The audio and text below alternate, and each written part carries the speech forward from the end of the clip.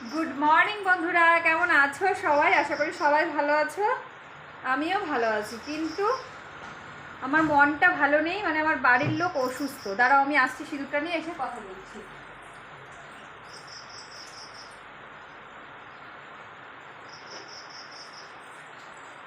এবার আমার ভাইয়ের শরীরটা ভালো নেই, মানে ভাই একটু অসুস্থ। আর তার সাথে সাথে সায়নেরও এই যে এখান থেকে চুলটা শুরু হয়, তো এখান থেকে ঠিক এতটা উপরে, এখানে তোমাদেরকে কতটা বোঝাতে পারলাম জানি না, ঠিক এখানে একটা হাড়ের মতো বেরিয়ে আছে সায়নের। তো সেটার জন্য ভাবলাম আমি ডাক্তার দেখাতেই যাচ্ছি, সায়নকে নিয়ে ওখানেও যাব, আর ভাইকেও একবার ডাক্তার দেখানো হবে আজকে। আর কি কি হয়েছে,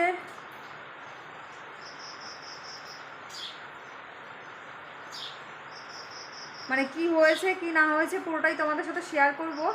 আগে ডাক্তার দেখানোটা হোক, ডাক্তার রিপোর্ট দিক, তারপর দেখা যাবে কি হয়েছে না হয়েছে। সেই জন্য আমি সকাল সকাল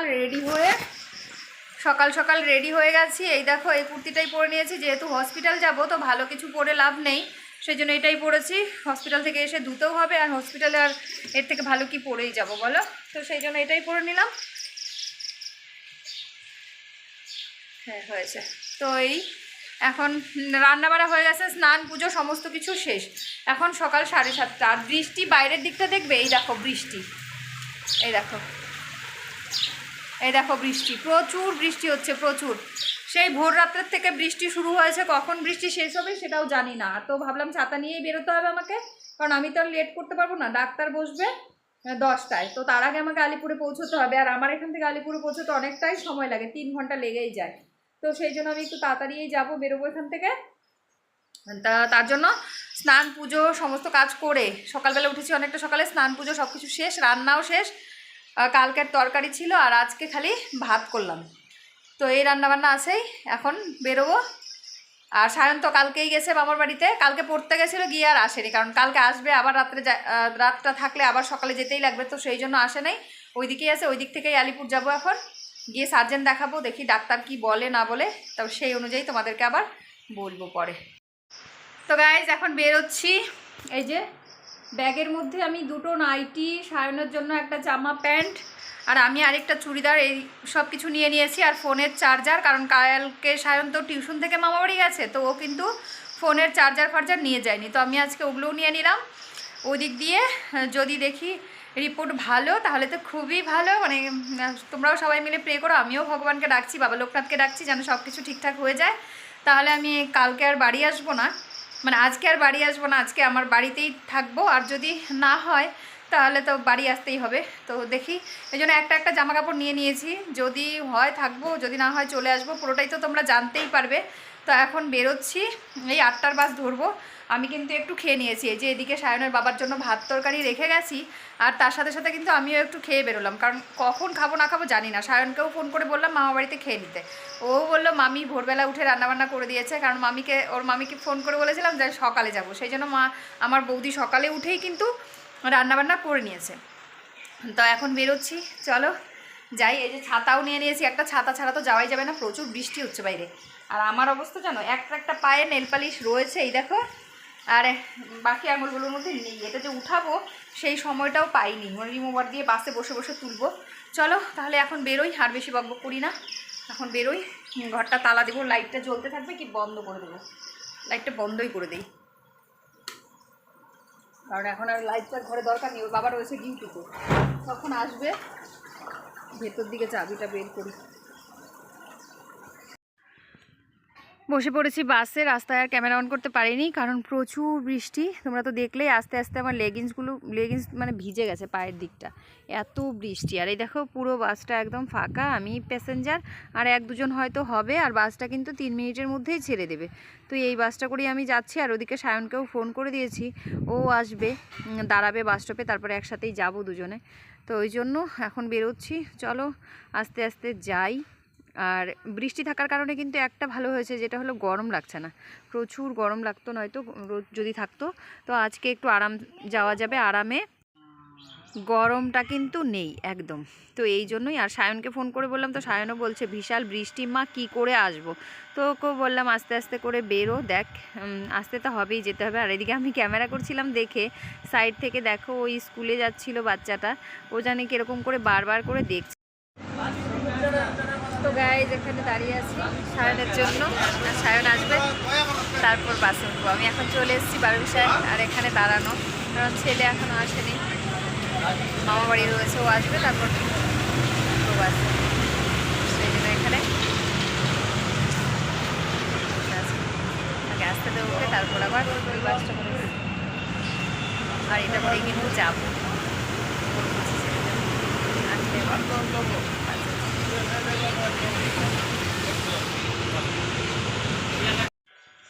এই যে দেখো হসপিটাল চলে এসেছি আমরা, আর এখানে সায়নকে লাইনে দাঁড় করিয়েও দিয়েছি। দেখো কত ভিড়, বাড়িতে থেকে বোঝা যায় না যে পেশেন্ট কত আছে। এখানে দেখো ভিড়, তোমরা ভিড় দেখলেই বুঝতে পারবে। ভিড় দেখো এদিকে প্রচুর ভিড়, প্রচুর। তো চলো এখন যাই, ওই দিকে গিয়ে আমি দাঁড়াই একটুখানি। এই দেখো এদিকে আমি দাঁড়িয়ে আছি, আর ওইদিকে সায়নকে দিয়েছি, ওইদিকে দাঁড়িয়ে আছে সায়ন, ওই যে সায়ন ভাইরা সব ওইদিকে দাঁড়িয়ে আছে। কারণ কখন ডাক্তারবাবু আসবে আমরা জানি না, নাম লিখিয়ে তারপর কিন্তু আমরা এখানে বসে আছি। তো গাইজ চলে এসেছি হসপিটাল, আর এখানে এখন সায়নের মানে দেখানো হয়নি। এই যে এখানে আমার ভাগ্নের রুমে ওয়েট করছে ওরা, তোমরা তো দেখলেই। আর আমি এদিকে বাইরে বসে আছি। মানে হসপিটালে আসলে বোঝা যায় যে কত পেশেন্ট আর মানুষের কত রকম প্রবলেম, যেটা বাড়িতে থাকলে আমরা বুঝতেই পারি না। মনে হয় যে আমাদেরই ওষুধ হচ্ছে বা আমাদেরই প্রবলেম হচ্ছে, অ্যাকচুয়ালি তেমনটা কিন্তু না, সবার পড়বে, সবার ফ্যামিলিতেই রয়েছে। কারণ হসপিটাল যখন আসি আমরা তখনই বুঝতে পারি যে কতটা মানে লোকজন টেনশন আর কতটা হচ্ছে। এই দেখো ভিড়, এদিকটায় তো কিছুই না, ওইদিকে তো দেখলেই লাইন কত লম্বা। তো এই এখন এখানে বসছি, আমার ভাগ্নে বললো ডাক্তার ফ্রি হয়ে গেলে নিয়ে দেখিয়ে নিয়ে আসছি। এখন এই ভিড়ের মধ্যে যাব না, ডাক্তার একটু ফ্রি হোক তারপর নিয়ে যাচ্ছি। তো সেই জন্য এখানে বসি, তারপর দেখি কি বলে না বলে। তোমরা সবাই মিলে প্রার্থনা করো যেন ভাই ঠিক হয়ে যায়। সায়নেরটা নিয়ে আমার এত টেনশন নেই, কারণ সায়নেরটা ঠিক হয়েই যাবে, ওটা কোনো ব্যাপার না। ভাইয়েরটা নিয়ে বেশি টেনশানে আছি, যেন ভাইও যেন ঠিক হয়ে যায়। বাড়ির থেকে সবাই আসতে চেয়েছিল, আমিই না বললাম যে আমি দুজনকেই দেখিয়ে নিয়ে যেতে পারবো। চলো পরে আবার আসছি।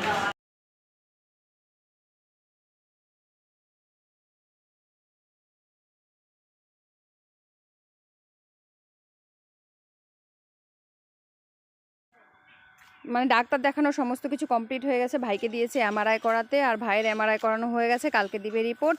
আজকেও কিন্তু যতটুকুন ছিল মানে এমআরআইয়ের যে ফটোকপিটা সেটা দিয়ে দিয়েছিল, তো সেটা দেখালাম স্যারকে, স্যার মানে ডাক্তারকে। তো স্যারও বললো তেমন কিছু নেই, সব কিছু নর্মালি হয়ে যাবে। তো তাহলে তো খুবই ভালো। আর এখন এদিকে দেখো টোটোতে বসে পড়েছি, আমি আর আমার ছেলে সায়ন দুজনে মিলে এখন চলে যাব আমি আমার বাবার বাড়িতে, যেখানে মা গিয়ে রান্নাবান্না করিয়ে রেখেছে। তো এখন বাড়ি যাব, গিয়ে ওখানে খাওয়া দাওয়া করবো, স্নান ধান করবো, ফ্রেশ হবো। ভীষণ গরম লাগছে, ভালোও লাগছে না। আর এখন কিন্তু অনেকটা রোদ।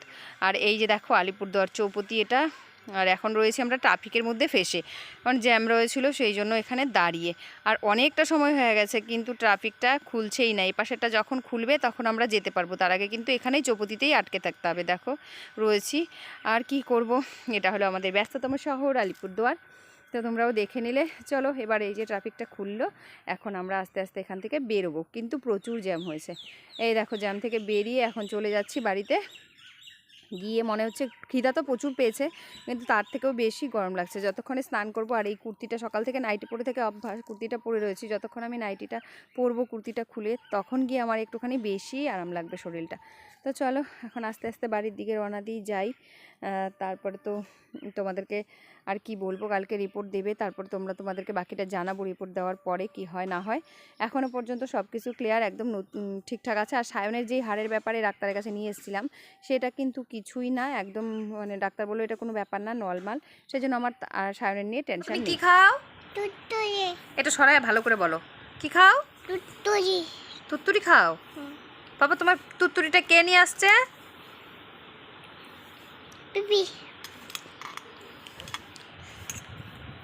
পাপা তুমি একটুখানি 1 2 শোনায় দাও তো সবাইকে। শোনাও। শোনাবা না? তুমি পড়তে বসো? হ্যাঁ পাপা বাবাই দাদা কোথায়? বাবাই দাদা কই? কই বাবাই দাদা? হ্যাঁ হ্যাঁ হ্যাঁ, ওই বাড়িতে, দাদার বাড়িতে, বাবাই দাদা রিকি দাদার বাড়িতে। হ্যাঁ, তুমি একটু সবাইকে চুমু দিয়ে দাও তো, ফ্লাইং কিস করে দাও, ফ্লাইং কিস এরম করে, এরম করে করে দাও তো।